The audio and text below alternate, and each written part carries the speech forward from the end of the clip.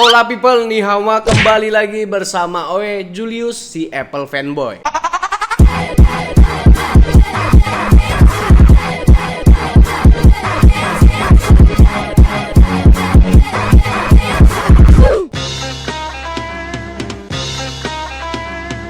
Seperti judul video, kita bakal bahas nih bareng nih iPad mini 6 yang secara harfiah kita kenal sebagai tablet ya bre. Yang menurut gua agak nanggung dan segmented soal tablet ini bre. Di antara HP dan laptop gitu. Portable tapi nggak masuk saku juga. Powerful tapi nggak sekencang MacBook M1. Tapi emang rata-rata penggunaan tablet normalnya buat media consumption dan buat kerjaan tipis-tipis gitu. Ada juga profesional yang make tablet dan itulah titik segmentasinya bre. Langsung aja kita bahas iPad mini 6 ini. Si kecil ini ditenagai Apple A15 Bionic chip yang umurnya udah mau 3 tahun nih. Chip ini sama dengan iPhone 13 series dengan skor Antutu 1,2 juta bre. Walaupun udah berumur, performanya nggak kalah jauh sama Poco F6 dengan Snapdragon 8S Gen 3 yang punya Antutu skor 1,4 juta. Layarnya 8,3 inch Liquid Retina yang punya warna cakep. Gak usah ragu lagi soal warna Apple dah. Akurat dan tajam, kecuali layar kalian pernah servis di counter pakai OEM. Terang juga up to 500 nits, buat outdoor sih kurang recommended ya, apalagi pol bawah matahari. Resolusinya 1448 x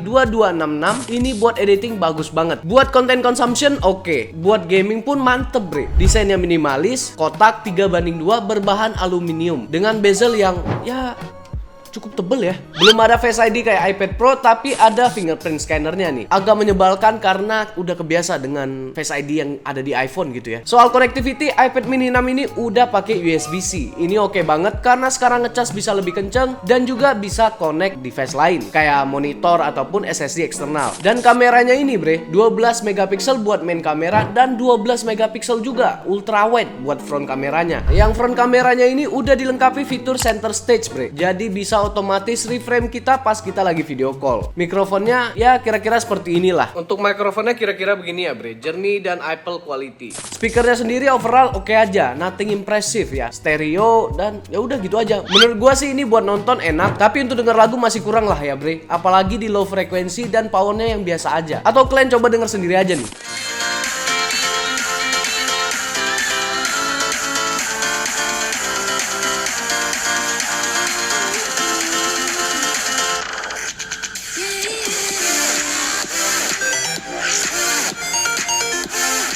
Baterainya di 19,3 Wh, cukup awet untuk penggunaan content consumption. Klaimnya sih up to 10 jam ya bre. Ini iPad ada yang versi seluler bre, alias bisa pakai SIM card. Tapi yang kita review ini versi Wi-Fi only. Lanjut nih, kenapa iPad mini bukan Pro atau Air? Jawabannya simple aja, versatility-nya bre. Ini ukurannya mini, yang artinya portable. Bisa muat di saku ataupun tas kecil. Jadi nggak makan banyak tempat banget. Walaupun ukurannya compact, performanya ini masih mantep. Buat multitasking antara aplikasi, editing foto, atau bahkan sketsa pakai Apple Pencil Gen 2 yang gua dapat dari studio ponsel. Buat kalian yang mau, linknya ada di deskripsi ya. Kalau kenapa iPad bukan tablet lain, jelas karena ekosistem Apple bre. Apalagi gue yang pakai iPhone dan MacBook nih. Jadinya bisa sync data dan aplikasi lewat iCloud, dan transisi antar device jadi gampang banget dengan fitur continuity. Kayak ini nih, gue bisa kontrol iPad gue pakai MacBook dan bisa screen mirroring jadi extra display gitu ya kan. Tapi dari semua itu belum ngejawab bre. Buat apa dan siapa iPad mini 6 ini? Jujur gue awalnya juga bingung ngapain gue beli ini iPad. Yang jelas iPad mini 6 ini cocok buat orang yang butuh fungsi dan powernya iPad tapi prefer ukurannya lebih kecil dan lebih portable. Misalnya kayak para pelajar atau orang yang suka nulis-nulis notes ya kan, buat belajar on the go. Dan para kreator yang kerja di dunia perfisualan kayaknya cocok juga nih buat desain maupun sketsa. Dan buat profesional mungkin ya butuh device tambahan gitu ya kan, buat kerjaan ringan atau presentasi ke klien. Ini iPad cocok bener dah. Jadi apakah iPad mini 6 ini worth it untuk dibeli? Ya balik lagi sih ke kebutuhan kalian bre. Kalau kalian butuh portability tanpa harus ngorbanin performa, dan kalau kalian masuk ke Apple ecosystem ya, dan juga kalian melihat keuntungan dari keversatilan ini, maka sudah tentunya